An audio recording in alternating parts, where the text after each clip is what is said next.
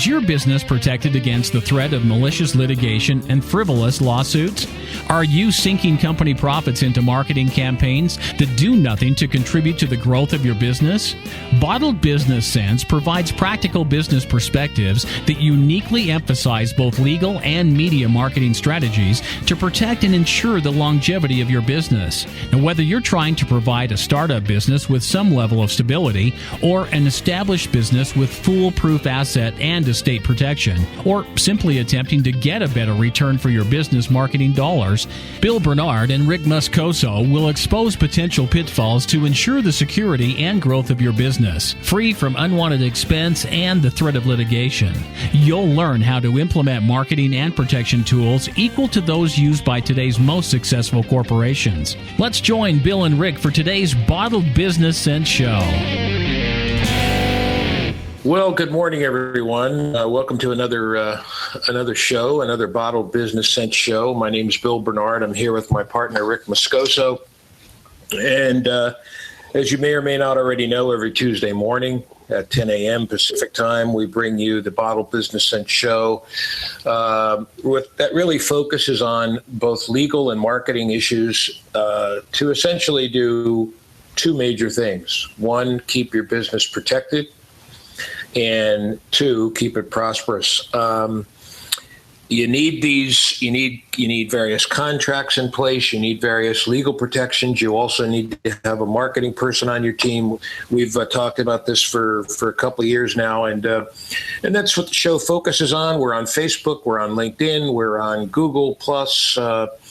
We have our own website, and Rick's really good at always filling everybody in about where we can be found. So I'll let him do that toward the end of the show. But today we wanted to pick a topic that really kind of focuses in on what customers or clients want to hear from you.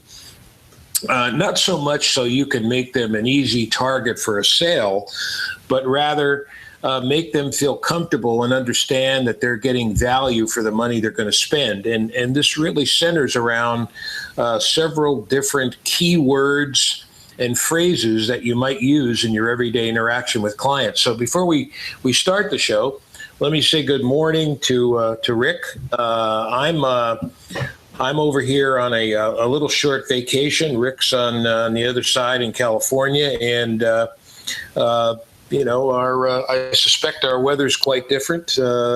How's everything going over there this morning, Rick? Hey, good morning, Bill. I'm doing great. It sounds like, and you sound like it is a little bit early over there.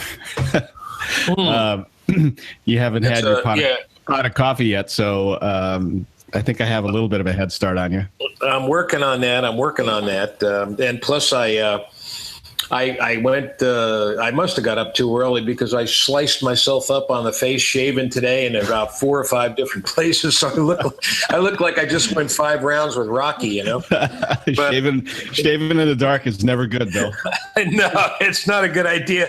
At least I didn't cut my throat, God forbid. So anyway, take us through this, Rick. I mean, you're obviously in tune with this stuff. I mean, let me just bring up the first one. The first one I always think of is the word free and how we adapt the word free to our marketing skills, because we always talk about this show, right? This show is free and it provides free information. Yeah. Well, let's back up just for a second, because these are pervasive, not pervasive, but persuasive words that really you should integrate into your marketing dialogue whether you're writing it or whether you're doing video marketing, which I'm a fond believer of. We use these words a lot of times in our dialogue that it's almost like NLP, kind of like NLP, but you sprinkle these keywords that we're going to talk about into your dialogue.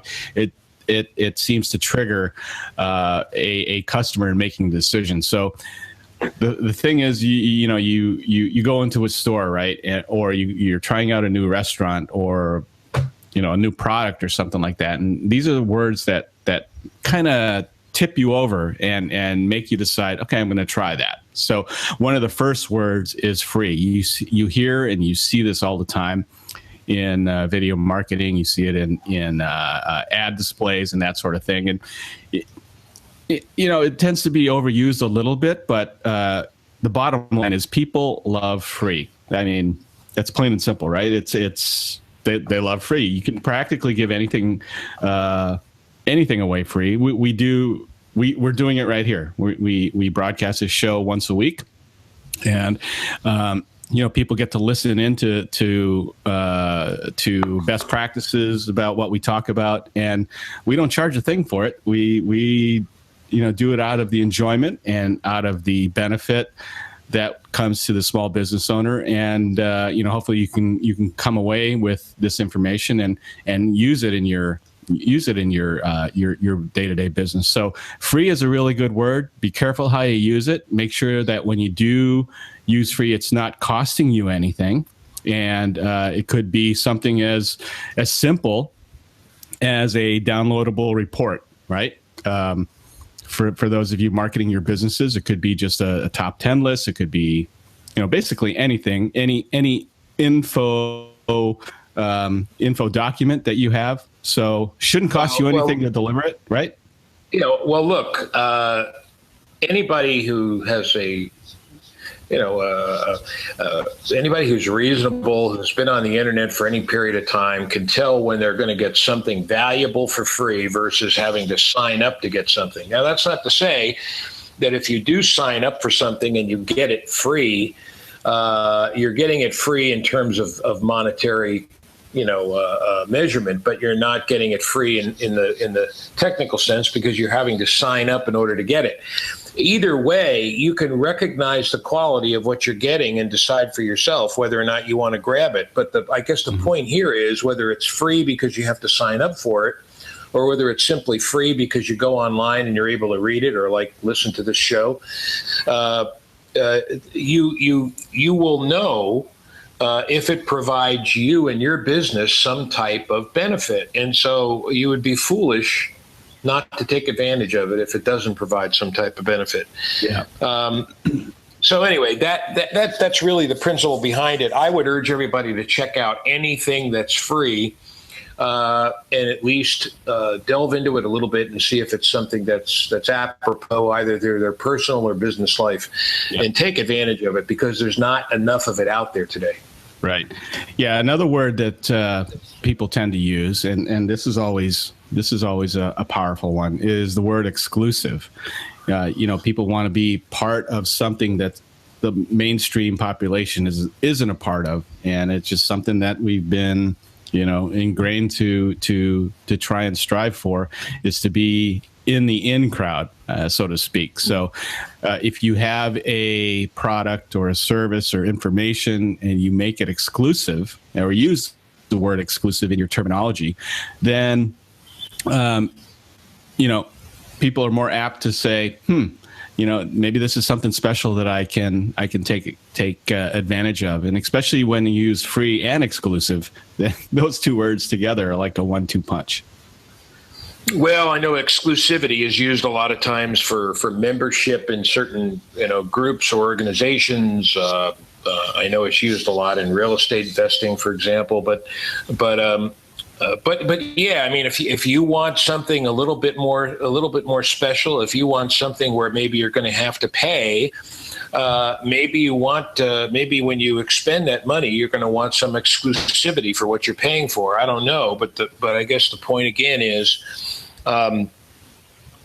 you need to decide whether that select group or organization or whatever it might be is apropos for your business, and if it is,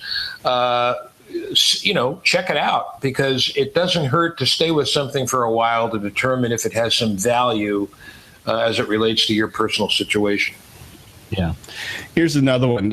You want to be careful with this one, because even though it's a great way to draw people in, it better be, as you say, and that's the word easy. So, people love easy. But if you, in your explanation or in your diagrams or in your information that you provide, look at it and say, man, this looks harder. I don't know what that guy was talking about, because it's not easy. We're complicated. Our lives are complicated. We're busy. We're doing things. And, to research something that we don't know how to do and it's promoted as being easy, the bottom line is it better be easy.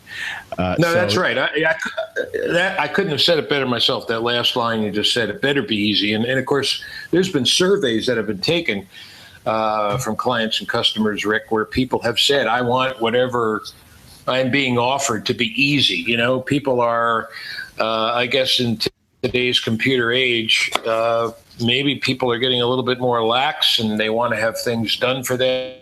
They want it free and easy. Mm-hmm. You know, look, it's great to have something free and easy, but it's got to be of value to you. And I would caution people that if something is free and if something is easy, that doesn't mean it's beneficial to you in and of itself.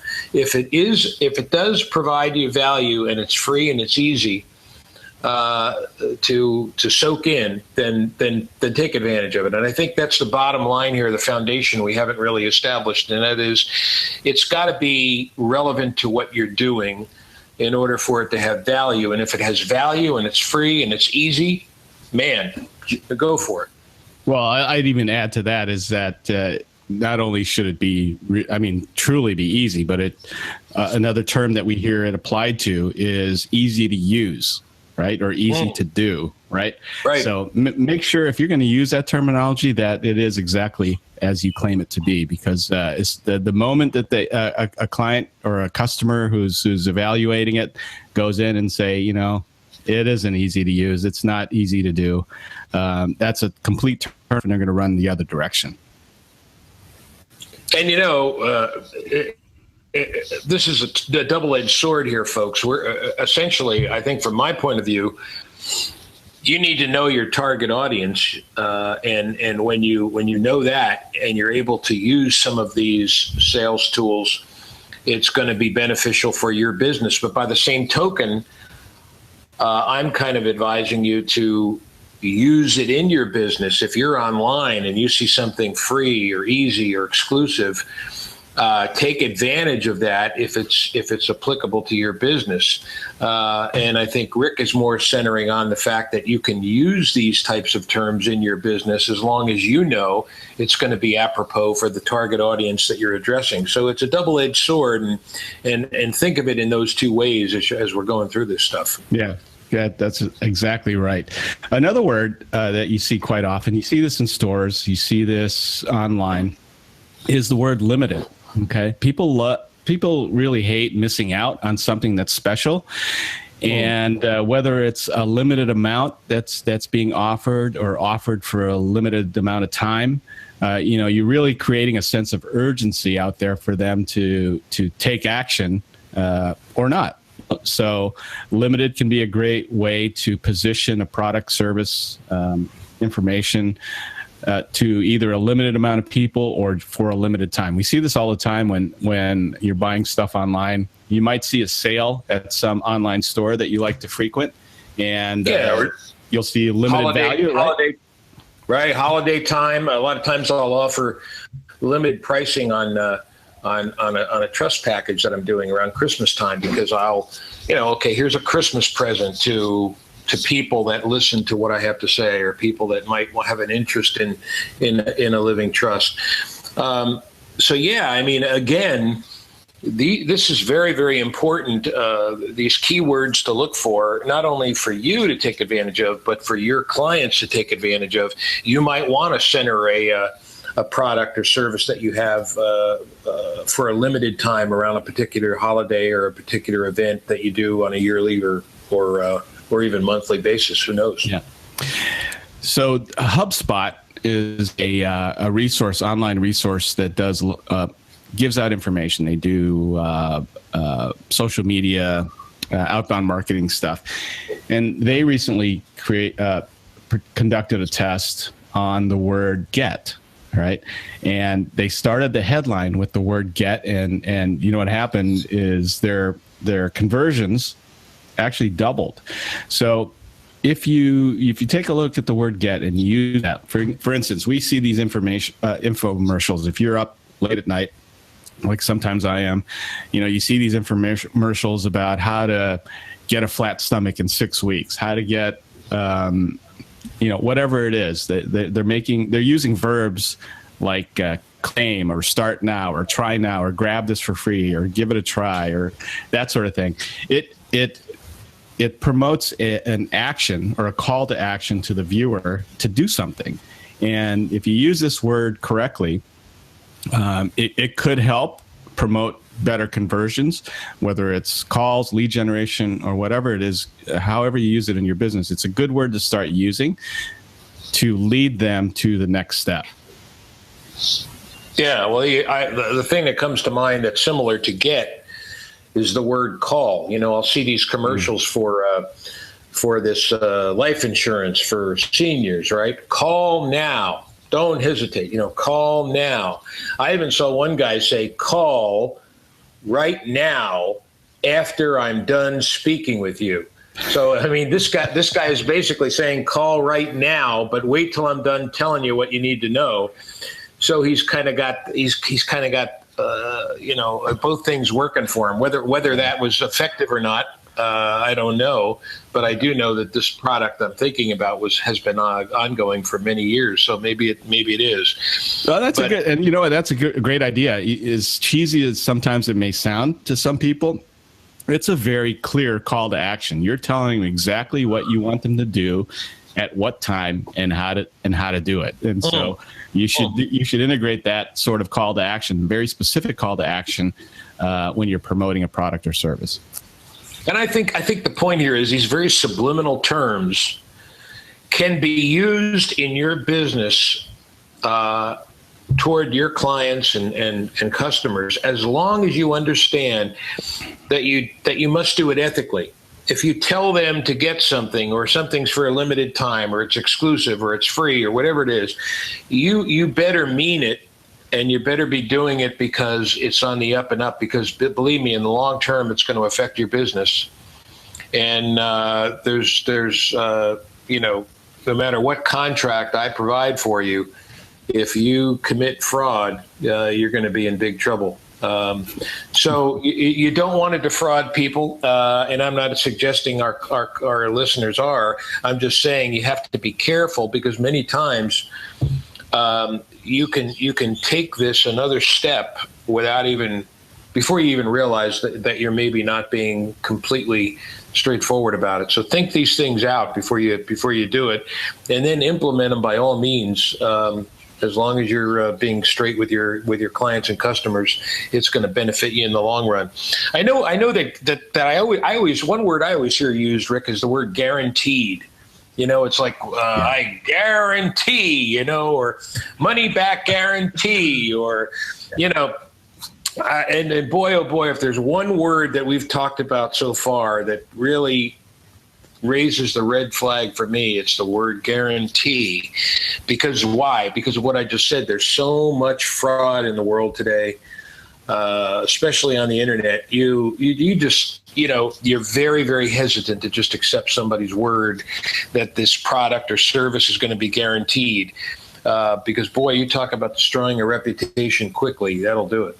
Yeah. So if you use that word, be careful on how you use it, and be cautious in that, like Bill had mentioned before, that there's a lot of fraud in the world today, and people are naturally skeptical when they see that word. At least some people are. Some people only buy things if they see the word guaranteed. If you're buying things online, or it doesn't matter what it is. If it's an ear, headphones or stereo system, whatever, I look for the word guaranteed in case it doesn't work, or suit what my needs. I want to be able to return it if needed. And so it's a good word to use. Use it cautiously, mean what you say, and just make sure that you back up that word, because if your product really doesn't have a guarantee, your product or service, then boy, that's going to bite you in the long run. Well, I think my suggestion to people would be to have specific testimonials geared towards that guarantee. Whatever you're advertising, have testimonials online that are able to back up. Hey, this product did just what it said it was going to do. This guy's service was impeccable. He guaranteed me that such and such would occur, and it did. I think that's the best way to address these guarantee issues. No doubt. Really. Yeah, there's no doubt about it. And I guess it goes back even a little bit further that if you are promoting something online or just, in your marketing material, just be mindful of any claim that you make on there, because if it doesn't do what you claim it's going to do, people are going to look for their guarantee or look for their to get their money back because it didn't do what you claimed it was going to do. So just make sure it's congruent with whatever you claim it's going to do or however it's going to serve you. Make sure those two things match up. Well, let's do one more, Rick, because I think this one's important before we end the show, and that is the word best. Okay, let's use an example. If you're looking up, let's say you want to change a flat tire, what would be more striking to you? Quote, how to change a flat tire, unquote, or quote, the best way to change a flat tire is this, unquote, right? Yeah. In other words, why are people looking for that word best? Well, I think it's subconscious. They really want, it implies in some way that the person writing this is more of an expert on the issue because this is the absolute best way to do something. It's been researched, it's been tested, and now here it is for you to just look at and learn. But as we've been saying, there's one man's ceiling is another man's floor, right? Just because somebody's idea of the best way to do something is great doesn't mean it's going to be for everybody. That's why I say again, you need to know your target audience. Who are you dealing with, and have you tested out? Have you taken your best way to do something and tested it out with certain people who have given you feedback? If they have, and it's positive feedback, put that online and say, here's, so and so has attested to the fact that this is the best way to change a flat tire, whatever it might be. Yeah, be authentic, be original, but also be truthful when you use that word, because again, it could be a credibility breaker if it's not the best or perceived as somewhat of the best, then you're really doing yourself a disservice. I know, Bill, I think you use that word in some of your terminology when you're describing some of your services, right? Best asset protection, yeah. And these are tested theories that I used on clients before I decided to implement that. I went out and actually did stuff and then got feedback from a lot of clients that said, okay, yeah, this is certainly the best implementation of all of these schemes that people have, and maybe the word scheme isn't the best word to use, but all of these presentations that people have, you seem to be able to have found a way to combine pure asset protection and estate planning to have the best asset protection available. So it don't be deceptive with any of these words. If you use them, mean what you say, and test these things out beforehand. That's what I would advise. And finally, I would advise having testimonials on your website that attest to these issues. In other words, you can have a testimonial on your website, or you can break testimonials down into specific ideas or issues. So if you want to have somebody attest by way of a testimonial as to what is best, or what is what is exclusive, or whatever one of the words is that we use today, you can do that. And I think that's the best thing that anybody can read in order to get an idea of whether you're on the up and up. Right. Anyway, I hope everybody enjoyed the show today. I know it was a short show. It's not something we typically always do, but I thought that our idea here is to provide you with some exclusive, to use that word, some exclusive ideas that maybe somebody else isn't always giving you, so you can implement them in your business. And in that regard, before we take off and say goodbye, Rick, can you give everybody a rundown on where we can be contacted or found on the internet? Oh yeah, absolutely. So we're on social media, on Facebook, Google+, Twitter at Bottled Business Sense Show. Twitter, actually, we're at BB Sense Show. And you can also reach out to us on email if you would like to be a guest on the show or just want to suggest a topic that you'd love to hear us discuss. That would be bottledbusinessshow@gmail.com. And, if you have any questions in regards to legal topics or marketing and video marketing topics, you can certainly reach out to Bill or myself at the contact information below this video. And we'd be happy to have a discussion with you, see how we can help. So with that, enjoyed the show here this morning. Bill, I hope you get a little bit work done before you head out and enjoy the day. I'm going to give it a shot, Rick. I can't promise anything, but there are very few times I take a pure vacation. Mostly all the time when I'm away, I work and then try to find some free time. But I really needed this one, and so my focus is to the hardest thing I want to have to do today is put on a bathing suit. No more shaving. That's for sure. Oh, I don't know if that's. I just got a really weird visual on that, so we'll leave it at that. And I'm gonna grow a beard and be a hippie for the next couple of weeks. All right, anyway, everyone. take care, everybody. Enjoy the week. Be prosperous and be safe, and make sure your protection is in place and that business is sound and moving forward in that in that rocky road that we call the business world. And I'll see you next week, same time, same place, Rick. Absolutely. Thanks, everyone. We'll see you again next week. Take care.